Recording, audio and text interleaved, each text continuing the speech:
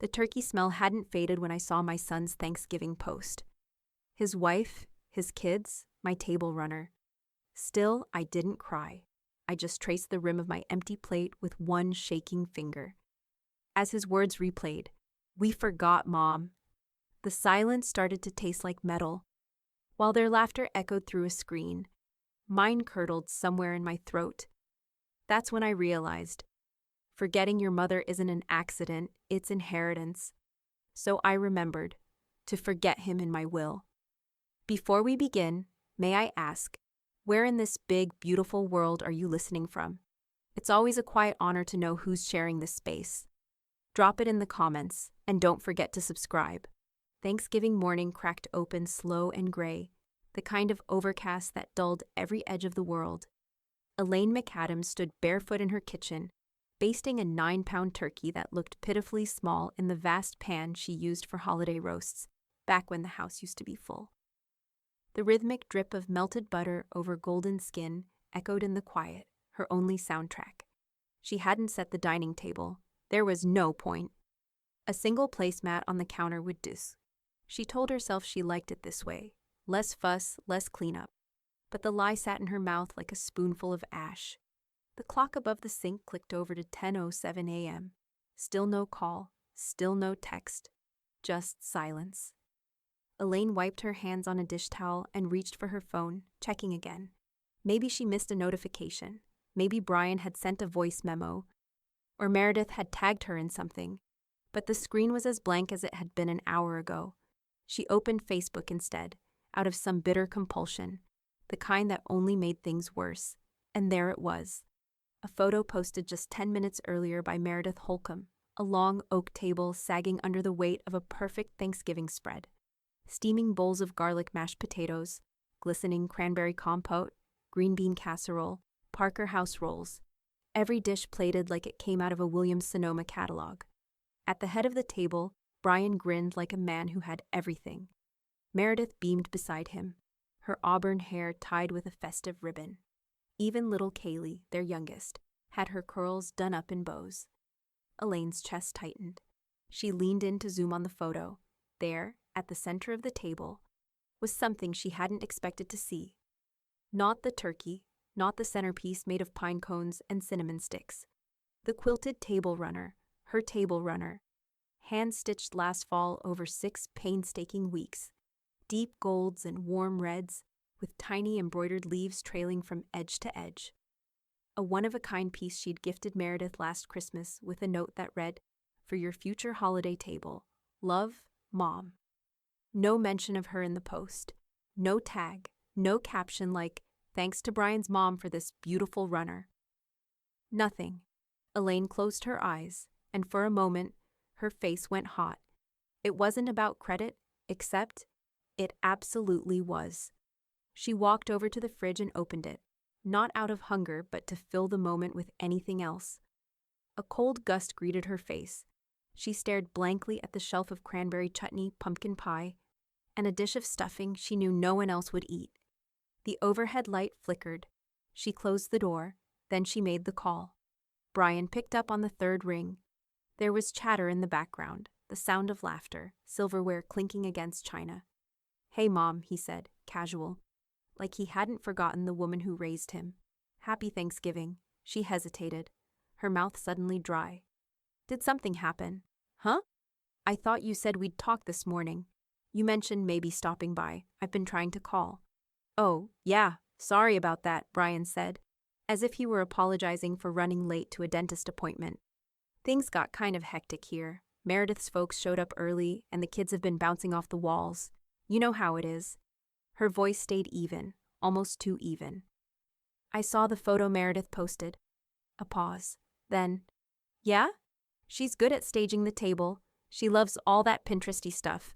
I saw the runner." "Oh, right. You made that, didn't you? Looks great." Another silence fell between them, longer this time. Elaine broke it. "You didn't think to invite me?" More background noise, someone calling Brian's name, a burst of laughter from a woman's voice. Then he returned, voice still maddeningly light. "It wasn't on purpose, Mom. Honestly, just slipped our minds in the chaos. You know we love you." The words felt mechanical, like a pre-recorded message. "Uh-huh," she said, her voice barely above a whisper. "You okay?" "I'm fine," she lied. "Just wanted to hear your voice." "Well, you did," Brian said, missing the weight behind her words entirely. "We'll catch up soon." "Okay?" She hung up without answering. Elaine stood there for a long time, phone still clutched in her hand, the kitchen's warmth pressing in like a too heavy coat. Her chest felt hollowed out, her breath sharp and useless. Then, slowly, she turned back to the turkey and looked at the tiny dining table she used to fill with laughter, chaos, and chairs crammed too close together. One of those chairs had stayed empty for years now, first out of distance, then convenience, then neglect. But this year, it wasn't empty. It had been erased. She sat down at the counter slowly, deliberately, and picked up her fork. The first bite tasted like butter and betrayal. The will lay open on the kitchen table, beside her now cold coffee, and a half-finished slice of pie no one would ask about. Elaine stared at the page, her reading glasses slipping low on her nose.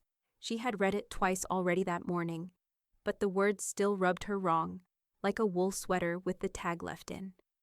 Brian Holcomb, sole heir and executor. Power of attorney in both medical and financial matters. Not a mention of contingency, no backup, no second thought.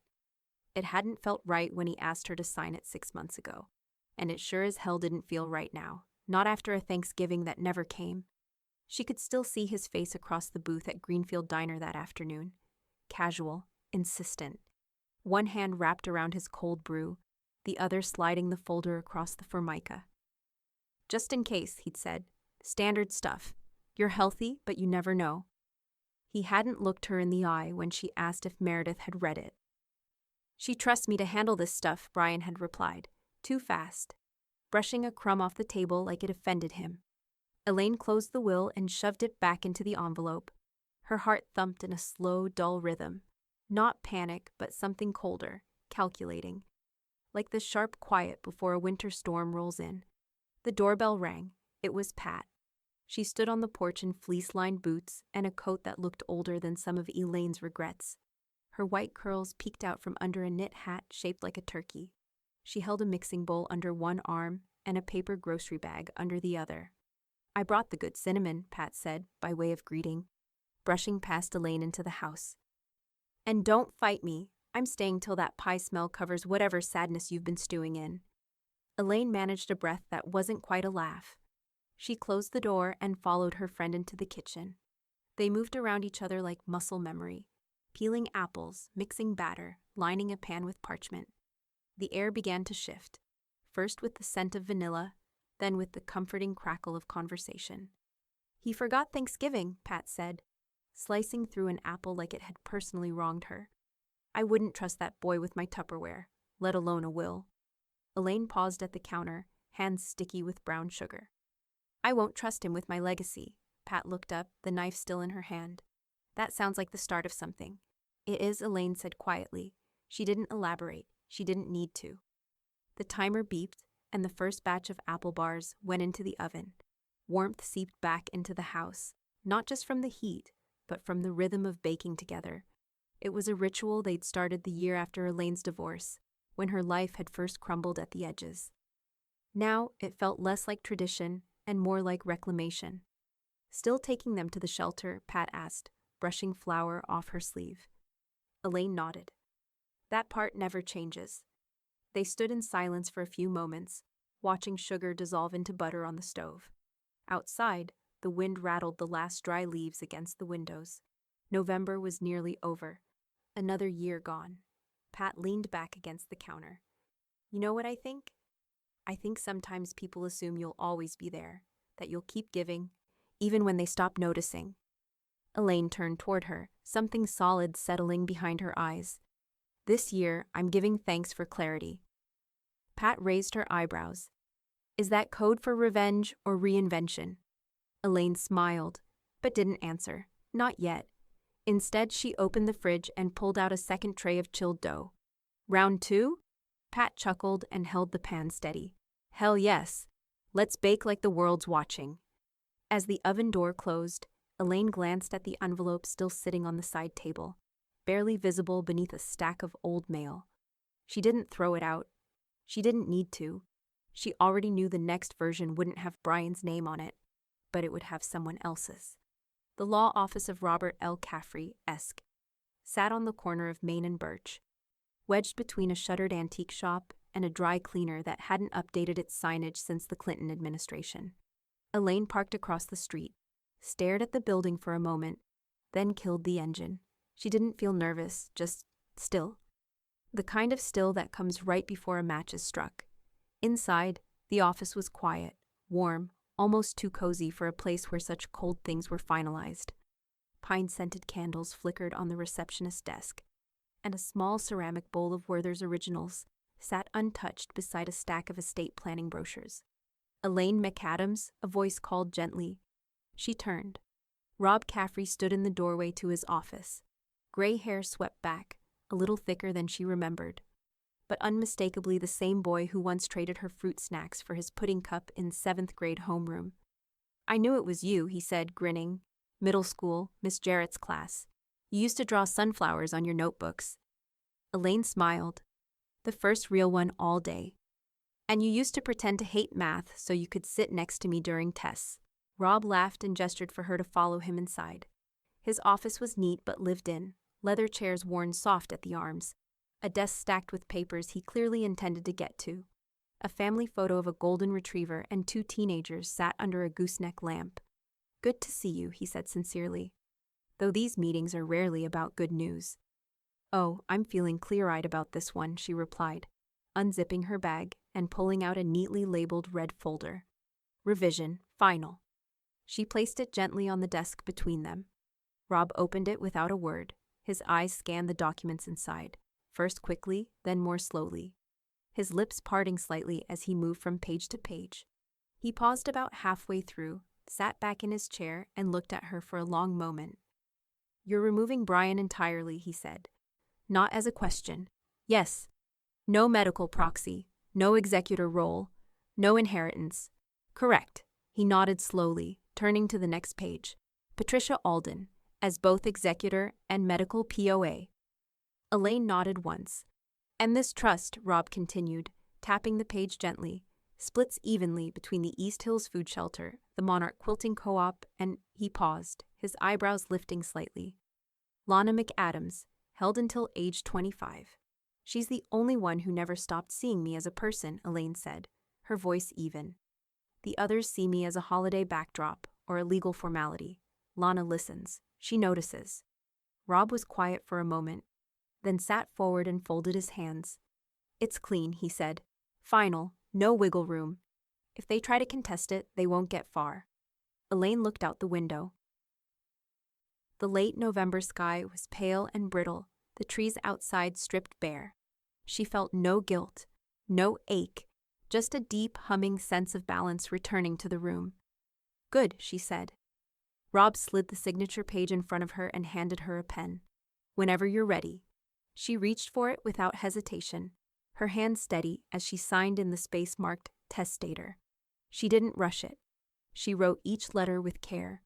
When she finished, she set the pen down with quiet finality and sat back in the chair. Rob nodded. "And just like that, it's yours again." "It always was," Elaine said. She stood and zipped the now empty folder back into her bag. "Do you want a notarized copy?" Rob asked. "Mail it," she replied. "No rush. I have time. What I don't have anymore is patience." She turned toward the door, her heels clicking softly against the tile floor. But just before she reached for the handle, she paused. "Rob? Yeah? If Brian calls here someday, upset, angry, don't explain anything. Don't walk it back." Rob's eyes narrowed slightly. "I wasn't planning to." She gave a small smile, then stepped into the hallway and left. Outside, the cold hit her full in the face, but it didn't sting. Not like last week, not like last year. She walked back to her car, her bag clutched tight under her arm. She had just reached the driver's door when her phone buzzed in her coat pocket. Brian, again. She let it ring. Once, twice. Then she declined it. And for the first time in a long, long time, she didn't feel bad about it. Not even a little. Elaine saw the message at 5:42 p.m., hours after she'd signed away the last shreds of Brian's control over her name, her body, her estate.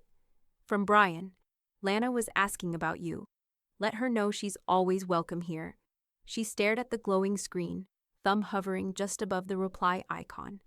It wasn't the worst text he'd ever sent. It wasn't cruel, but it wasn't an apology either. Just another performance, soft, deflective, safe. Elaine typed slowly. Let her know she's always welcome here. Sent. No flourish, no punctuation, no XO, Mom. Just a statement of fact, like a sign quietly nailed to a door that had stayed unlocked longer than it should have. 10 minutes later, another message lit up the screen, from Meredith. So sorry about the mix-up. Things got crazy. We thought Brian had reached out and then his mom brain totally forgot. Hope you had a nice day, though. Elaine blinked once, then again, like the words might rearrange into something that made sense. A mix-up. His mom brain. Pat's voice played in her head like a kitchen radio left on low. You were left off the list. Don't let them gaslight the grocery bill. The insult wasn't in the words, it was in the familiarity, in how easily Meredith could bypass accountability by sounding chipper. Like saying oops erased what had happened. Elaine didn't respond. She didn't need to. Some silences carried more weight than paragraphs ever could.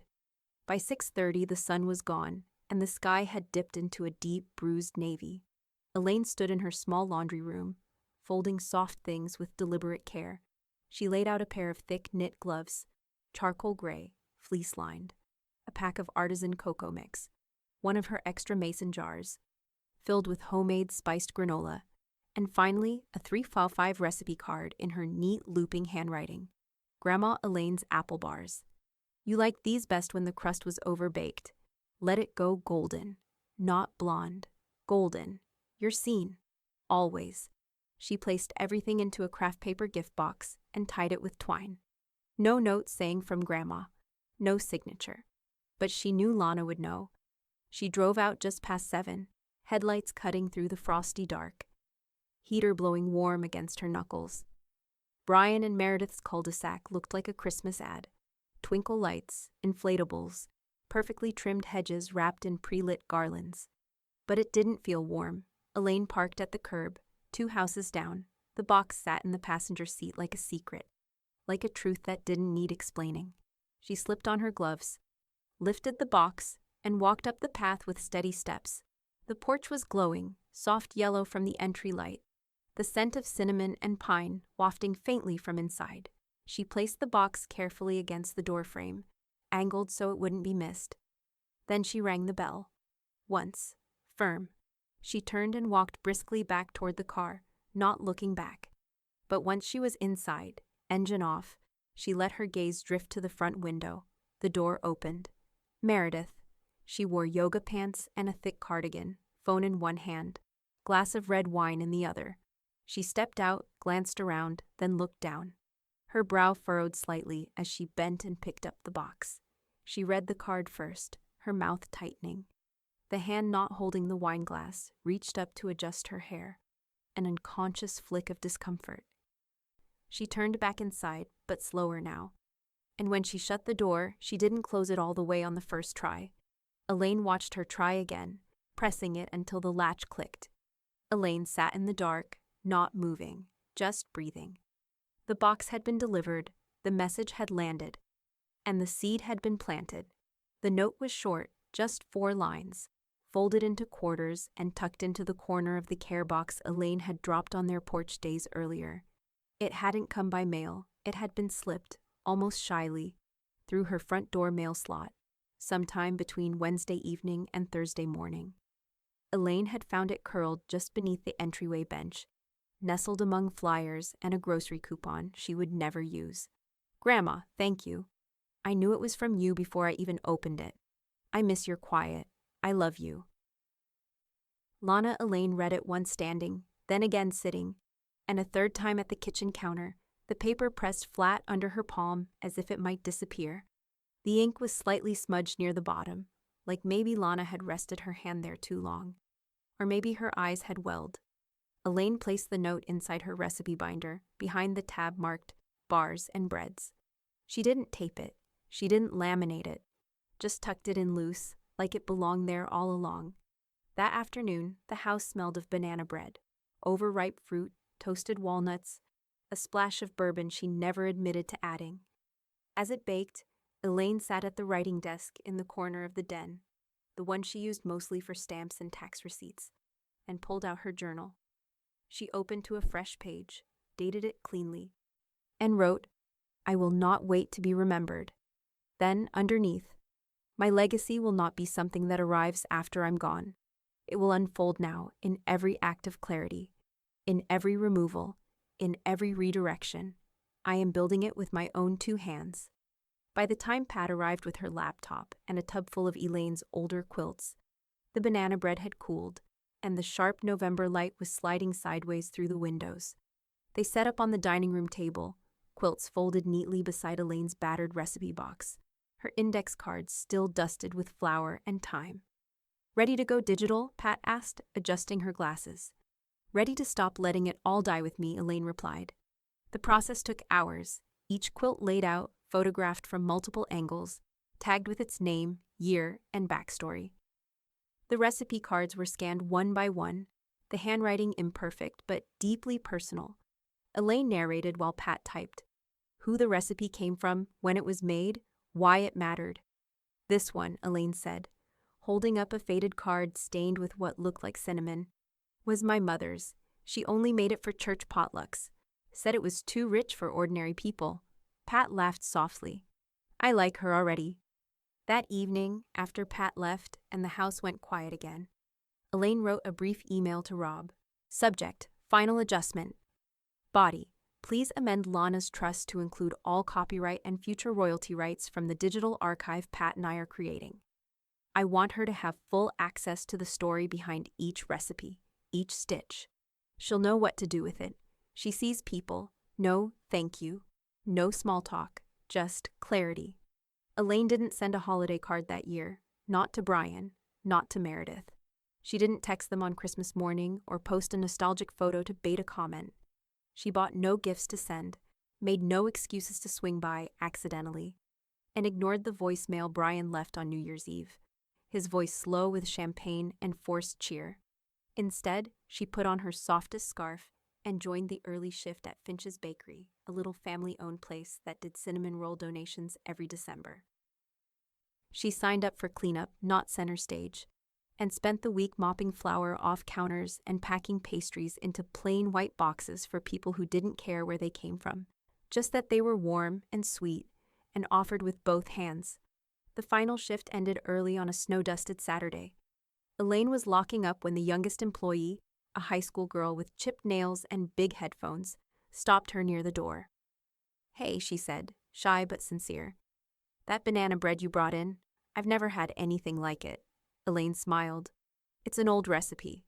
Been passed down." The girl nodded, hugged her coat tighter, and left.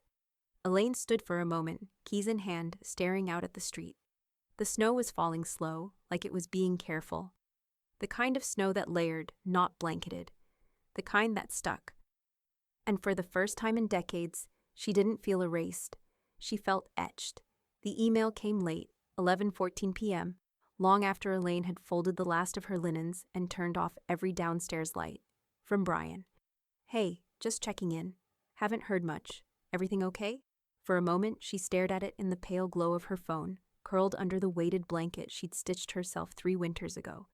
In another version of her life, she might have answered with softness, a half apology, a reassurance that she was fine, not upset, just a little busy. She would have tried to make him comfortable.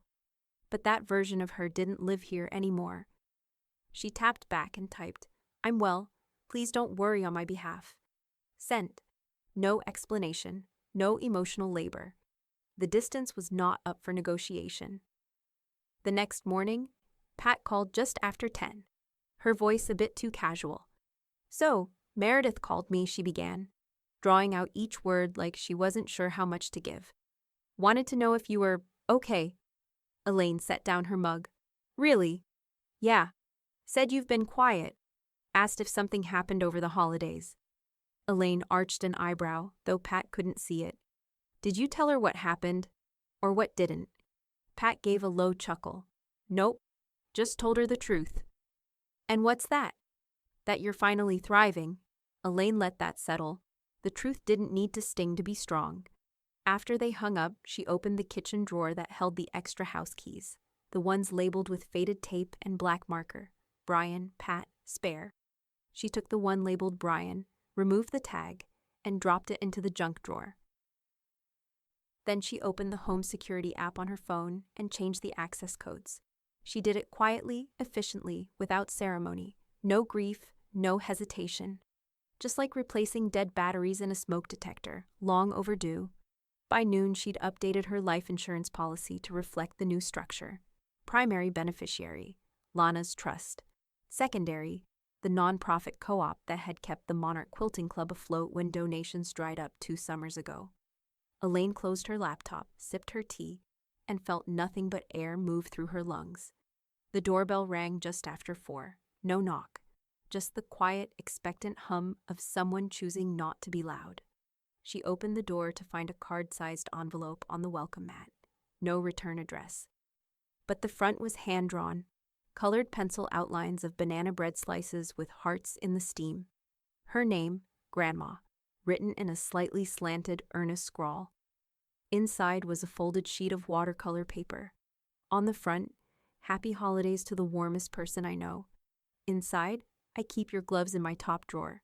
I drink the cocoa when I study. And I made the apple bars wrong twice before I got them right. I think that's how you'd want me to learn. I love you. Lana Elaine closed the card. Not because she was finished with it, but because the feeling it left in her chest needed time to unfold. Some letters you didn't just read. You carried them for a while. She walked to the writing desk and sat down with her checkbook. Wrote carefully in the pay to the order of line. Women who build STEM futures. And in the memo, in honor of Lana McAdams, future inventor of her own life. She addressed the envelope, sealed it, and placed it on the corner of the kitchen counter beside tomorrow's mail. She didn't text Lana to say she got the card. She didn't need to. Elaine stood in the hallway, took off her reading glasses, and looked around her home, the quiet, the intentional, the uninterrupted. It no longer felt like something she'd been left in. It felt like something she had claimed. Outside, snow had begun to fall again. The world was softening at the edges, but inside, Elaine was sharpening. The voicemail came at 2:08 a.m. Elaine heard it when she woke, buzzing quietly on her nightstand like a thought she hadn't asked for. She didn't play it right away. She brewed her coffee, pulled her cardigan tight around her, and stood barefoot at the kitchen window watching the sun stain the backyard frost gold. Only then did she press play. Brian's voice was slow, breathy, unusually careful. Hey, Mom, I just wanted to say I've been thinking about things. About you. About Thanksgiving. Meredith says maybe we drop the ball, and I guess I just want to talk. I'd like to reset if that's something you're open to. Call me back, or don't, but I hope you will. A few seconds of silence followed, just faint static and the sound of him almost saying something else. Then the beep. She listened twice, not because she was considering calling back, but because she wanted to be sure she was hearing what she was actually hearing. And she was. No apology. Just suggestion. Just orbit. Elaine deleted the voicemail, dropped her phone into the knitting basket by the couch, and opened her binder. She turned to the tab labeled Estate Final, flipped past the cover sheet, and reread every line with the stillness of someone watching something valuable dry after being washed by hand. Executor, Patricia Alden, Medical Power of Attorney. Patricia Alden, Trustee, Monarch Co-op Foundation. Beneficiary royalties. Lana McAdams, heir. A parent, not designated by blood but by care. At the bottom of the last page, her signature sat clean and sharp, backed by a notary seal and Rob's initials. A text buzzed in at 10:42 a.m. Rob, all filed, all active. Final as final gets. Nothing left to hang open. Elaine smiled at the screen. She tapped a simple reply. Perfect. Thank you. An hour later, Pat arrived holding a muffin box and an eyebrow raised so high it practically reached her hairline. "I'm guessing you got the midnight guilt, Graham?" she asked, kicking off her boots and padding toward the kitchen. Elaine nodded. "Deleted." Pat whistled low. "I think he's sniffing the end of the gravy train." Elaine lifted her coffee mug. "He's about 4 stops too late." They sat at the table in the kitchen, the same table Brian once spilled juice on at age 7. The one Elaine had sanded and refinished by hand when he left for college. Her fingers rested on the smooth edge as she sipped. The quiet between her and Pat, less like a pause and more like a mutual understanding. Later that afternoon, Elaine took a long walk to clear her mind.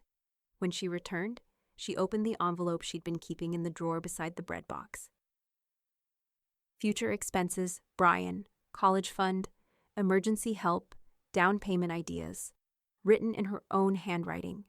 She pulled out the cashier's check that had been inside for 7 years, still uncashed, still just sitting there in its little white envelope, hopeful and useless. She tore it in half, then into quarters. Then she opened her laptop and placed an order for something she'd dreamed about but never dared to buy. A brand new dual fuel stove, 6 burners, 2 ovens, convection, griddle top, a warming drawer. Stainless steel. Delivery in 10 days. Happy holidays to me, she thought, smiling. The following week, she pulled on her apron with the fading print of rolling pins and sugar canisters, tucked a pencil behind her ear, and stepped into the bright yellow classroom at the East Hills Community Center. 10 folding tables, 12 beginners. 2 hours. 1 goal, banana bread 101. "Welcome," she said, lifting her voice just enough to fill the room. "Today we'll learn how to make a mess and a memory at the same time." Laughter rippled around the room. Real, relaxed. An older man raised his hand. "What if we burn the first batch?" Elaine smiled. "Then you'll do it again, and this time, on purpose." By the time the loaves were in the oven, the windows had fogged and the room smelled like home. And Elaine, who had once waited to be invited, thanked, remembered, was now the one holding the recipe, the oven timer, and the room. The knock came just past noon, light but certain. Not the tentative tap of a fundraiser, not the awkward pause of a neighbor with borrowed tools, but the rhythm of someone who already belonged. Elaine opened the door to find Lana standing on the porch, her coat zipped high and cheeks flushed from the wind. Her overnight bag dangled from one shoulder, the strap half twisted. Snow clung to the hem of her jeans. Elaine blinked, steadying her voice. "Hi, sweetheart," Lana smiled, eyes flicking downward like she was suddenly unsure. Is it okay I came?" Elaine opened the door wider. "It's perfect." They hugged in the entryway, not stiff, not performative. It wasn't the kind of embrace that needed to fix anything, just one that said we're still here. Inside, the house was warm and smelled faintly of cloves and brown sugar. Elaine had been prepping dough when the knock came, gingerbread, rolled thick and chilled firm, waiting in the fridge under a layer of wax paper. 2 mugs of hot cocoa had been made just in case. One sat on the counter, steam still curling upward. "I wasn't sure what kind of marshmallows you liked," Elaine said, nudging the second mug toward Lana, "so I put in too many." Lana laughed and picked it up with both hands. "That's exactly right." They moved to the kitchen like they'd done it for years, even though it had really only ever been holidays, or the occasional summer pie. Elaine handed her a rolling pin, dusted the counter with flour, and opened the fridge with a quiet kind of pride. Lana leaned into the work, pressing shapes out of the dough with a tree-shaped cutter, carefully spacing each one on the parchment-lined tray. After a while, Lana said it, soft but not casual. "I think Mom was mad I asked to come here." Elaine didn't flinch. She kept working, placing small gumdrop buttons into a bowl beside the dough scraps. She didn't speak for several beats, letting the silence stretch, but not break. Lana didn't press. She didn't need to. Elaine reached under the counter, pulled out a folded bundle of deep green cloth, and slid it across. "What's this?" Lana asked, dusting flour from her fingertips. "Open it." Lana unfolded the fabric to reveal a handmade apron, clean lines and soft fabric, embroidered across the chest in warm gold thread. Lana certified baker of trouble and joy. Lana smiled. Then she bit her lip. Then she looked away for a moment, blinking fast. I love it.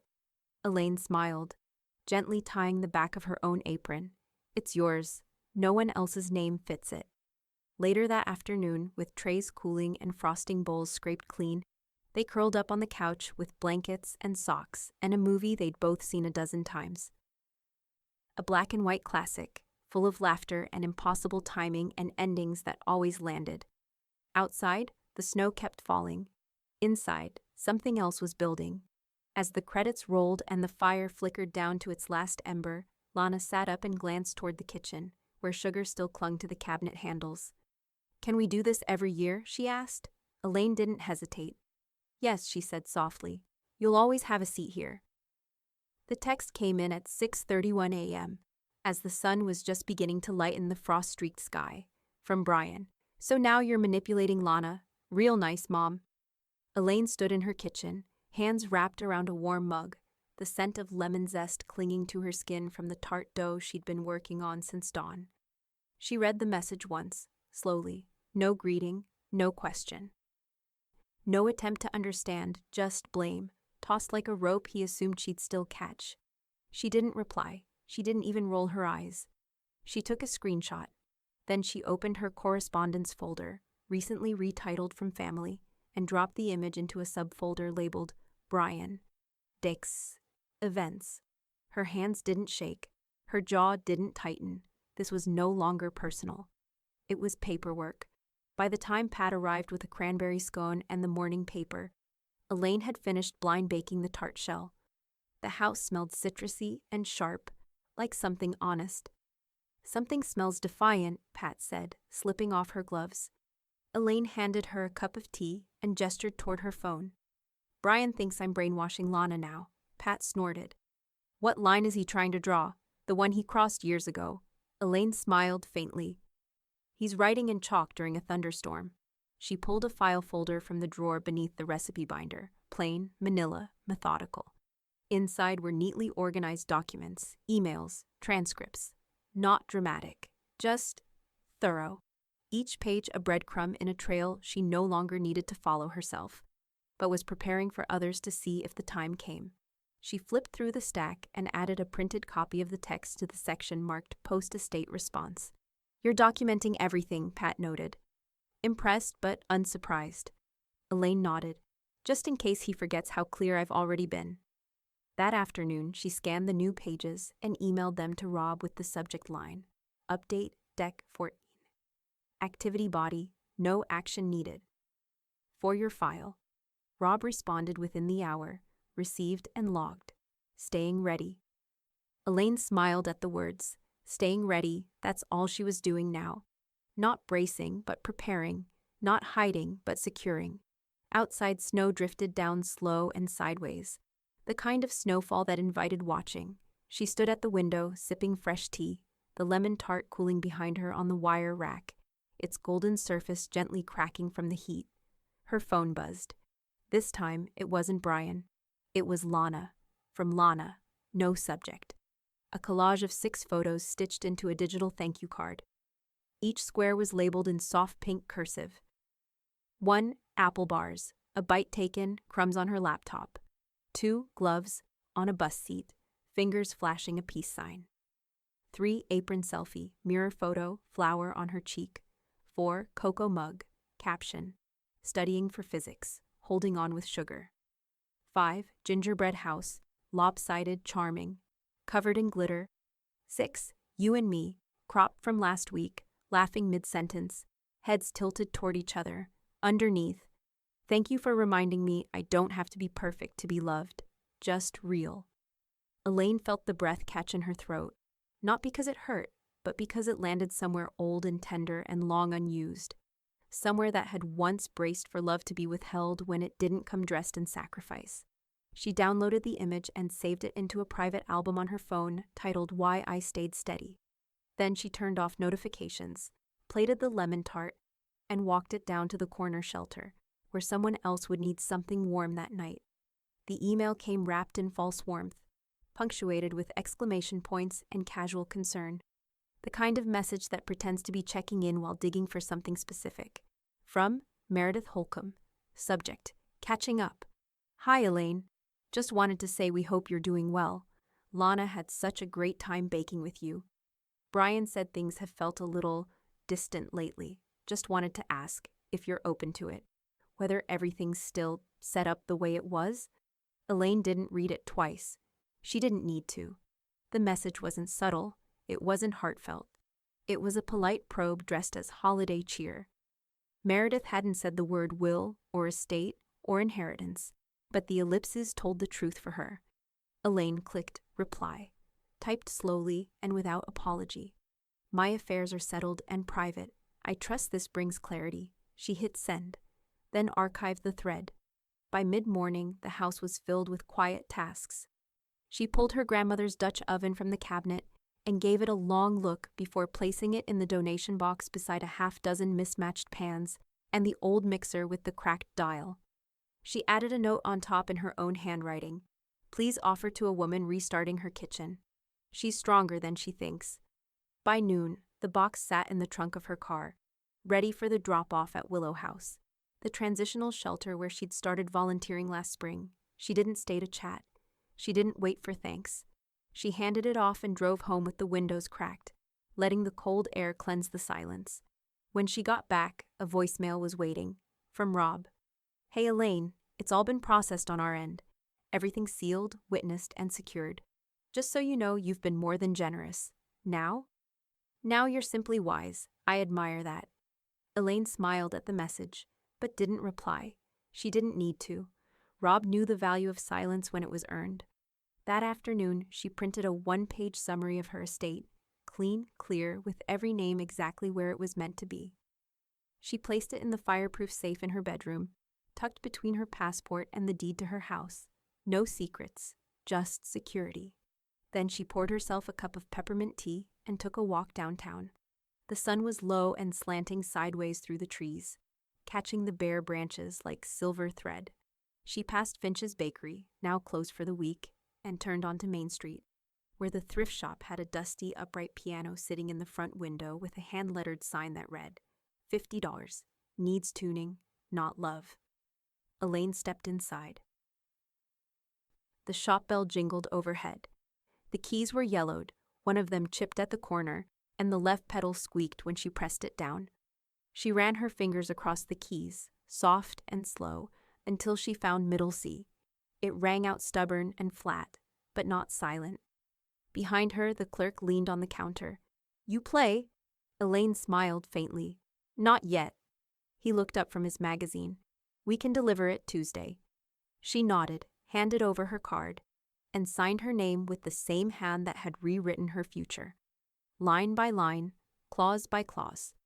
When she got home, she cleared space in the sunroom, moved the old armchair, rolled up the rug, set a stool in the corner. The room had always felt a little empty, like it was waiting for something to be earned before it could be filled. Now it was ready. She stood in the doorway for a moment, picturing the piano in place, imagining the sound of wrong notes turning right with practice, of mistakes smoothed by repetition, of new music made freely. Her phone buzzed on the table behind her. She didn't turn around. Whatever it was could wait. The envelope arrived on a Tuesday, cream-colored, heavy, addressed by hand in Brian's blocky, overdetermined print. No return address, but it didn't need one. Elaine knew his writing like she knew the sound of a spoon scraping the bottom of a dish. Familiar, once comforting, now hollow. She didn't open it. She didn't even hesitate. She placed it directly into a manila envelope, sealed it, and drove it to Rob's office that same afternoon. No gloves, no dramatics. Just the flat, heavy finality of a person no longer accepting unsolicited access. Rob opened the door himself. He raised his eyebrows when he saw the envelope. He's writing in ink now, is he? He asked mildly. Elaine handed it over. I haven't read it. I don't need to. Rob nodded, slipping it under his arm. No response required. Just recorded. They didn't discuss it further. There was nothing left to untangle. By Thursday, Elaine was back at the East Hills Community Center, tying her apron behind her back and laying out ingredients in careful little bowls. Sugar, flour, cornstarch, butter chilled until it sang beneath the knife. This week's lesson, shortbread. The kind of cookie that looked simple but demanded patience. 10 students today, 3 new faces. One older gentleman who asked very seriously if margarine would work. Elaine grinned and gently guided him toward real butter instead. As the dough came together, soft and pale and crumbly in the bowl, her phone buzzed in her apron pocket. She ignored it at first, focused on the slow rhythm of the class, the feel of things being shaped on purpose. When the trays were finally in the oven and the timer set, she stepped outside for a breath of cool air. She pulled out her phone. A text from Lana. "Can we bake that together soon?" "Shortbread. I want to learn it from you." Elaine smiled down at the screen, her fingers already dusted in flour. She typed back, "Yes. Always. And bring your apron. We'll need it." She didn't check social media that day, not until later, curled up on the couch with peppermint tea and her feet tucked under the new piano bench, flipping absently through her baking notes. That's when Pat texted her a screenshot from Meredith's Instagram story, a pastel meme in curly script that read, "Funny how the ones you love the most become the coldest strangers." Underneath, a caption, "Hope the recipes were worth it." Some of us don't need paperwork to feel powerful. Elaine stared at it for a moment, just long enough to feel the old reflex stir, the one that still occasionally mistook guilt for a tether. Then she opened her settings. Blocked. Meredith Holcomb, Brian Holcomb. No explanation, no farewell, no window left cracked for a future conversation that would only scratch at closed wounds. When it was done, she walked to the piano, sat down, and ran her fingers across the keys. Still out of tune, still imperfect. But hers. She pressed middle C, still flat, but solid. Then she pulled the recipe binder into her lap and added a new card under a tab she hadn't used until now.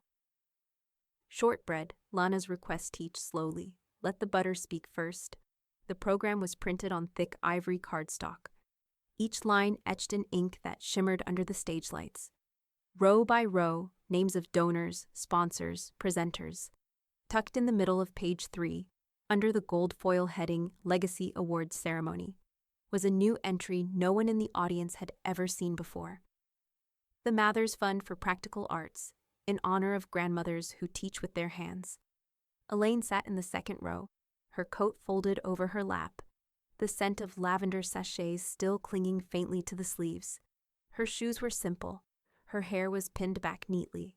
Her hands, strong, creased, clean, rested one over the other, fingers gently interlocked. She hadn't asked for a spotlight, but legacy, when built with intention, rarely asks permission. On stage, a soft-spoken director stepped to the podium and adjusted the mic. "This year, we're honored to announce the formation of a new scholarship, privately endowed, anonymously matched, for young women pursuing hands-on artistry in non-traditional disciplines. Its first recipient is a high school junior with top marks in applied math, design, and food science. She's here to present the inaugural award." Lana stepped forward, nerves tucked tightly under the bodice of her dress. She wore flats and a deep green wrap Elaine had given her last Christmas, the one with a stitched pocket just big enough for a folded recipe card. The applause faded. She looked out at the room, faculty, community leaders, students, strangers in folded chairs, and blinked rapidly, her note cards trembling just slightly in her hands. "I didn't expect this to feel so big," she began, her voice small but steady. "But maybe it's always been big." She paused, swallowed, glanced down at her notes, then back up. "This fund. It doesn't carry a family name. It carries a lesson.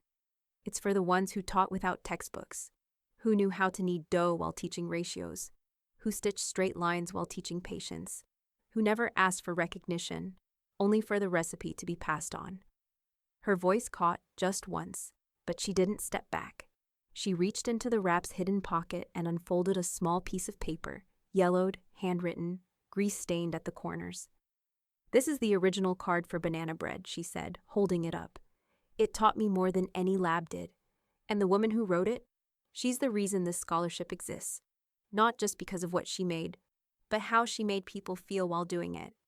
She drew a slow breath. This is who she is. Not just to me, to everyone. From the back of the auditorium, Pat let out a loud sniff, then clapped harder than anyone else in the room. A few people turned, startled, then followed her lead. Lana stepped down from the podium to a wave of applause, not thunderous, but warm. Real. Elaine didn't cry. She didn't need to. Her hands, still resting one over the other, flexed gently, as if they remembered every stitch, every pie crust, every hour she'd once felt invisible in her own story. She looked down the row of seats. Brian and Meredith weren't there, hadn't been invited. Their absence didn't echo. It cleared space. After the ceremony, Lana found her at the edge of the crowd, cheeks still flushed, eyes shining. Elaine reached out and smoothed the stray hair behind her ear. "You did beautifully," Lana nodded, then leaned in close. "I almost said your name on stage." Elaine smiled, soft but sure. "You didn't need to. It was already everywhere." They walked out together into the cool evening, neither rushing nor lingering, just moving forward. Inside the program, tucked into Lana's purse, the fund's official listing had no mention of Elaine McAdams. But in every speech, every whispered side conversation, every email that would follow, it was the name no one had seen coming. And the name no one would forget. The voicemail arrived just after dawn. Elaine was in the kitchen, hands deep in dough, the tang of fermenting yeast alive in the air. The sound of the notification didn't even interrupt her rhythm. It simply existed alongside the morning light. The hum of the refrigerator, the slow exhale of a house that no longer expected apology. She wiped her hands on a towel, glanced at the phone resting on the counter. One new message, Brian's name. She pressed play. "Mom, it's me. I don't know if you heard, but..." Delete. Just like that, mid-sentence, mid-breath. No curiosity, no guilt. The act wasn't cruel, it was clean. Like pruning a branch that hadn't borne fruit in years. The phone went dark. The kitchen stayed bright. She kneaded the dough a final time and shaped it into a perfect round, scoring a simple pattern into the top with a small paring knife. 4 leaves crossing at the center. Then she slid it into the oven and stood by the window, watching the first snow of the new year drift down onto the walkway. When the bread finished, crackling, golden, smelling of warmth and patience, she wrapped it in brown paper, tied it with twine, and left it by the mailbox with a note.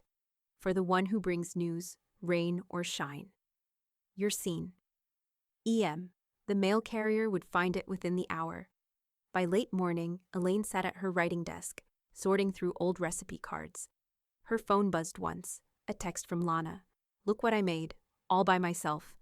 Attached was a photo, a small, slightly lopsided tart with sugared fruit and a crust just a little too dark at the edges. In the corner of the frame, a scrap of paper bore messy handwriting. "Try letting the butter speak first." Elaine smiled so wide it softened the lines around her mouth. She typed back. "It looks perfect." The best recipes are the ones that wobble a little. She added a heart, then set the phone aside. The afternoon light stretched long across the living room as she stood in front of the photo wall. For years, it had been an uneven collage. Family snapshots, vacations, school recitals, obligatory smiles. The edges of Brian's pictures had begun to curl. One frame's glass was cracked from an old move. Elaine lifted that one down first. A family photo from a decade ago. Her, Brian, Meredith, and Lana.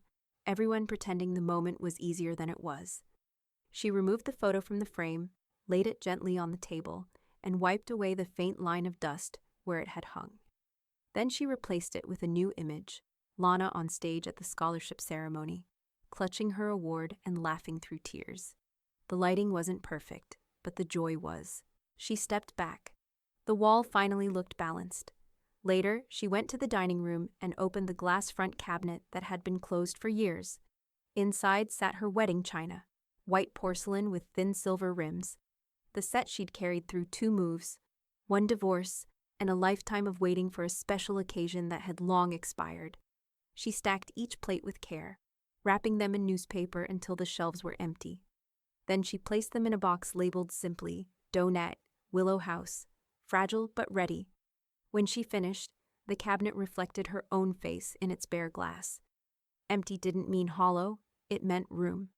As evening fell, she brewed a cup of chamomile tea and sat by the piano, the hum of the heater filling the quiet. Outside, Snow flurried under the streetlights. The world was soft and slow, just as she liked it. Her phone lit up one last time on the table beside her. Brian's name again, flashing briefly before fading. She didn't move. Instead, she pressed the piano key she always started with.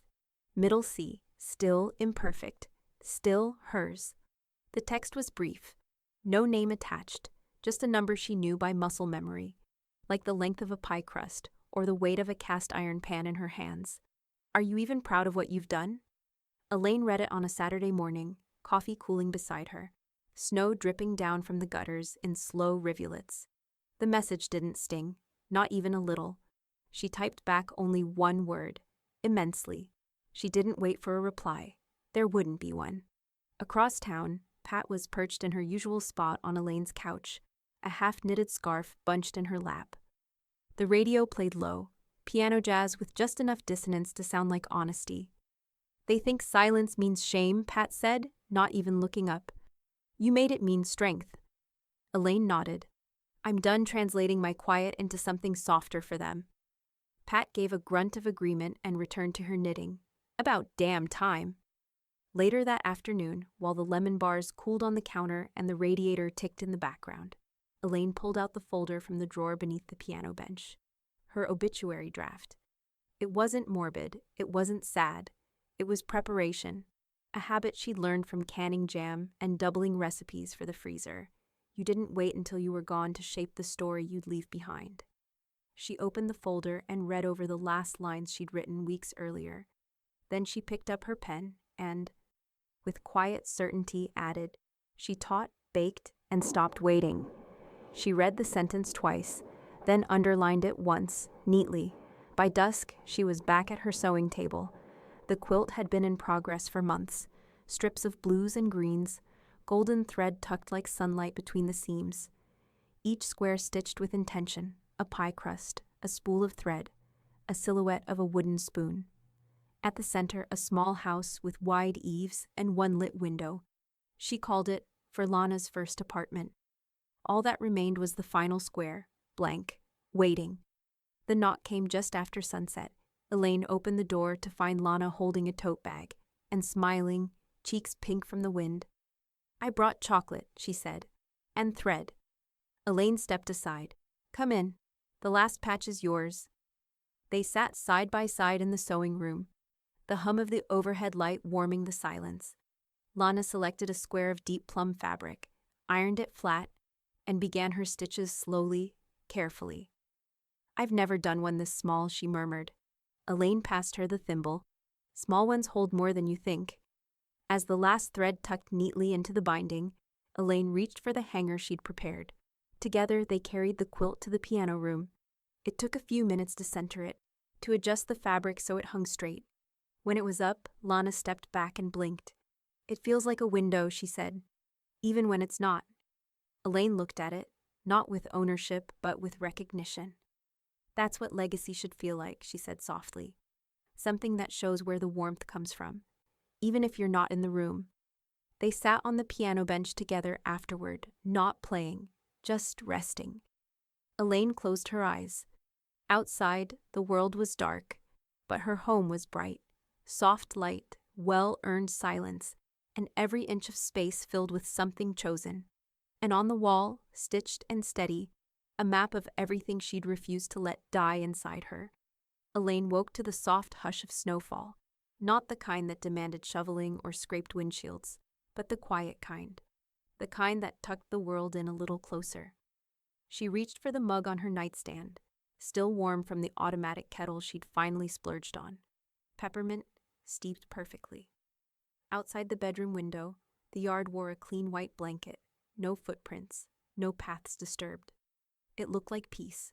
She sat at the edge of the bed, toes curling into the thick rug beneath her feet, and took a slow sip. No to-do list waited, no voice calling her name from down the hall, and yet somehow the house felt full. She moved through the morning slowly, sourdough rising on the counter, a fresh towel on the hook, the faint hum of the heater warming the floorboards beneath her. At 8:12 a.m., her phone buzzed. Lana, no text, just a call. Elaine answered on the second ring. Good morning, Lana said, her voice bright, half asleep still. That's it. That's all I wanted to say. Just, good morning. Elaine closed her eyes, smiled. It is. They didn't talk long. They didn't need to. After they hung up, Elaine walked to her desk and pulled out the shortbread recipe card from the week before, the one with Lana's name penciled in at the top. She flipped it over, wrote on the back in pen, "Add cinnamon. Trust me. GE." She snapped a photo and sent it to Lana. That afternoon, while folding dish towels still warm from the dryer, her phone buzzed again. From Rob. All complete. Your trust is sealed. Everything's protected. Exactly how you laid it out. Elaine sat with that for a moment, rereading the message. She didn't respond right away. Instead, she walked to the piano, pressed a few quiet chords. Still imperfect. Still beautiful. Then she went to her writing desk and pulled out the navy journal with the leather strap, her private one, the one she hadn't touched in weeks, not since the day she and Lana stitched the final quilt square. She opened to a clean page, wrote in ink. The forgetting was mutual, but mine was legally binding. She set the pen down, slowly, carefully. Then she pulled the envelope from the drawer, Will, final copy, and slid the journal entry inside. It didn't need to be read by anyone, but if it ever was, it would explain everything. She placed the envelope back in the drawer, turned the key, and stood up. Outside, the snow had deepened.